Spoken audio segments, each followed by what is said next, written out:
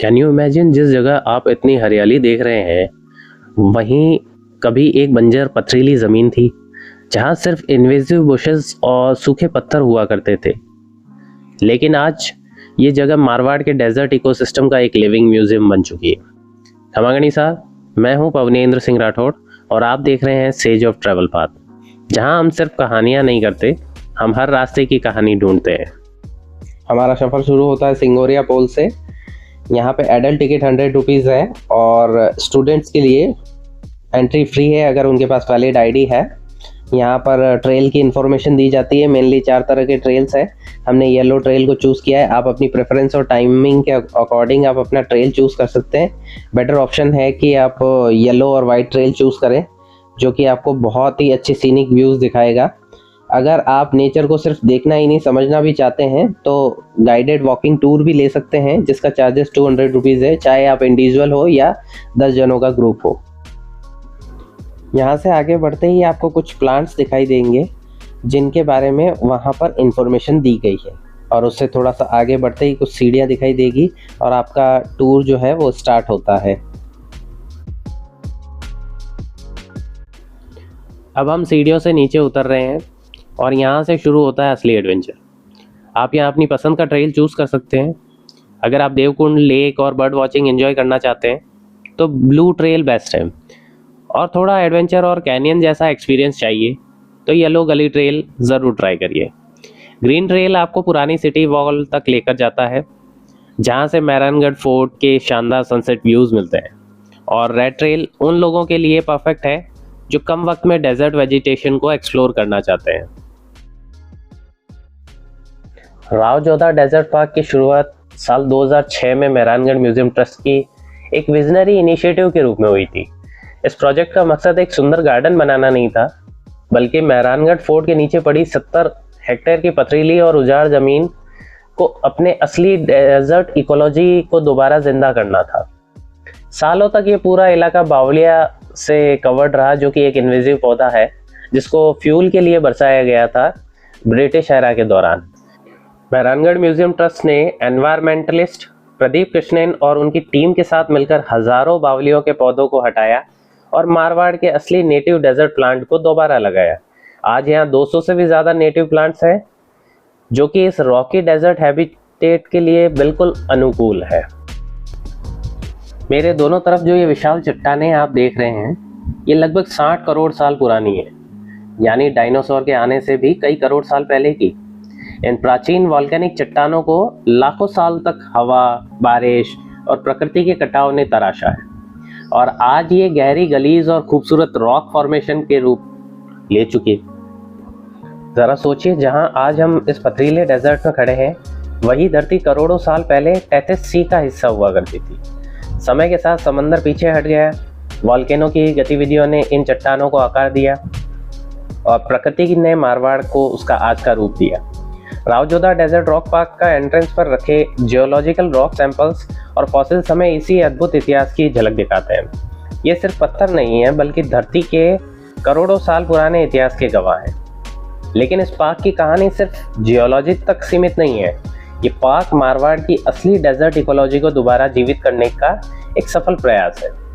एक समय था जब ये पूरा क्षेत्र इन्वेसिव बावलिया से ढक चुका था, लेकिन आज वहीं 250 से अधिक नेटिव डेजर्ट प्लांट्स और अनेक वाइल्ड लाइफ स्पीसीज का सुरक्षित घर बन चुका है। रेस्टोरेशन के बाद यहाँ बर्ड्स की डाइवर्सिटी और उनकी संख्या में भी काफ़ी वृद्धि हुई है। White eared bulbul, Indian robin, green bee eater, purple sunbird, shikra, common kestrel, मोर, कई अन्य पक्षी भी यहाँ आसानी से देखने को मिल जाते हैं। रेप्टाइल में fan throated lizard, garden lizard, spiny tail lizard, Indian monitor lizard और कई गेकोस भी इस डेजर्ट इकोसिस्टम का हिस्सा है। पार्क में आगे बढ़ते हुए वाइट ट्रेल को फॉलो करते हुए हम आ पहुंचे हैं रानीसर लेक के सामने। एक ऐसी जगह जो हिस्ट्री की अनोखी झलक देती है।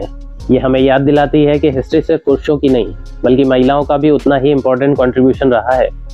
चाहे युद्ध की बात हो, पब्लिक वेलफेयर की बात हो, मारवाड़ की रानियों ने हमेशा अपना रोल बखूबी निभाया है।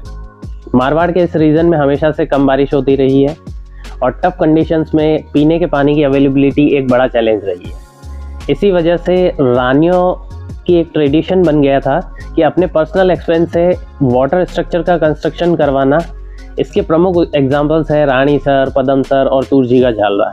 ये सभी वाटर स्ट्रक्चर ना सिर्फ पानी की प्रॉब्लम को सोल्यूशन थी, बल्कि सोसाइटी के प्रति उनकी सेंसिटिविटी और फार साइटिंग थिंकिंग का भी एक सिंबल है। रानीसर के इस ओपन व्यू पॉइंट से मेहरानगढ़ फोर्ट का पेनोरामिक व्यू सिंपली मेस्मराइजिंग है, लेकिन बहुत कम लोग जानते हैं कि आज का जो जयपुर है हमेशा से फोर्ट का मेन एंट्रेंस नहीं था। पहले फोर्ट तक पहुंचने का ओरिजिनल रूट जो है ब्रह्मपुरी की तरफ से वाइंडिंग पाथवेज और फोर्टिफाइड गेट्स के थ्रू होता था। 1806 में जयपुर और बीकानेर की कंबाइंड आर्मीज पर महाराजा मानसिंह ऑफ मारवाड़ की विजय के बाद भव्य गेटवे का नाम रखा गया Jaipur, the gate of victory. आज भी ये द्वार मारवाड़ की करेज, रेजिलियंस और ग्लोरियस लेगेसी का प्रतीक है। आप जो ये ग्रीन पौधा देख रहे हैं ये है पीलू। लोकल लैंग्वेज में इसे जाल भी कहा जाता है क्योंकि जालनुमा ऐसा स्ट्रक्चर है, ये ज़मीन पर ऐसे ही चलने लग जाता है। इसकी बहुत सारी एंटीबैक्टीरियल प्रॉपर्टीज़ है, जैसे कि इसकी जो टहनी है उससे दातुन किया जाता है, उसमें नमक और रेजिन की मात्रा अच्छी होती है जिससे दांत चमकदार होते हैं।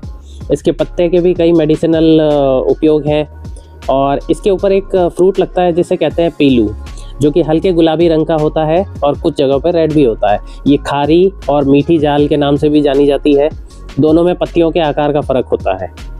इसकी पत्तियाँ भेड़, बकरी और ऊँट का प्रमुख स्वादिष्ट खाना है और इसी वजह से कहा भी जाता है कि बकरियों का जो दूध अक्सर कई जगहों पर स्मेल करता है, लेकिन इसकी पत्तियाँ खाने की वजह से मारवाड़ की बकरियों का दूध स्मेल नहीं करता है।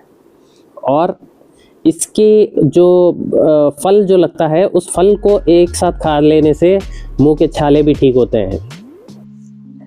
थोड़ी दूर चलने पर हमें गुंदी का पेड़ भी दिखाई देता है। इसका आकार दूर से पलाश या टीसू जैसा भी दिखता है, जो कि एमपी में बहुतायत से पाया जाता है। ये गुंदी का जो पेड़ है थार डेजर्ट का सबसे मजबूत और नेटिव प्लांट है। ये कम पानी में भी सर्वाइव कर लेता है क्योंकि इसकी जड़ें जो है बहुत गहरी जाती है। इस पेड़ पर छोटे हरे फल पकने पर पीले या भूरे हो जाते हैं। इसका इस्तेमाल राजस्थान की पारंपरिक सब्जियों और अचार में किया जाता है। इसकी पत्तियां बकरियां, ऊंट और पशुओं के लिए उत्तम चारा होती है। गुंदी सिर्फ एक पेड़ नहीं है बल्कि डेजर्ट इकोसिस्टम का एक अच्छा हिस्सा है। ये मिट्टी को कटाव से बचाता है और पक्षियों को आश्रय देता है। कठोर मरुस्थल परिस्थितियों में भी जीवन को सहारा देता है। फिर हम येलो ट्रेल को फॉलो करते हुए अपने सफ़र पर आगे बढ़ते हैं। कुछ ही दूर चलने के बाद नज़र आती है ये छोटी छोटी नेचुरल वाटर चैनल्स, जो कि करोड़ों साल पुरानी वॉल्केनिक चट्टानों की दरारों से धीरे धीरे रिसने वाले अंडरग्राउंड वाटर से बनी है। राजस्थान जैसे एरिड डेजर्ट रीजन में ये पानी की पतली सी धार किसी वरदान से कम नहीं है। यही प्राकृतिक वाटर चैनल्स इस पूरे पार्क के जीवनदायिनी है। इन्हीं की वजह से यहाँ के नेटिव प्लांट्स, रेप्टाइल्स, बर्ड्स और काउंटलेस इंसेक्ट्स को साल भर नमी और जीवन मिलता है।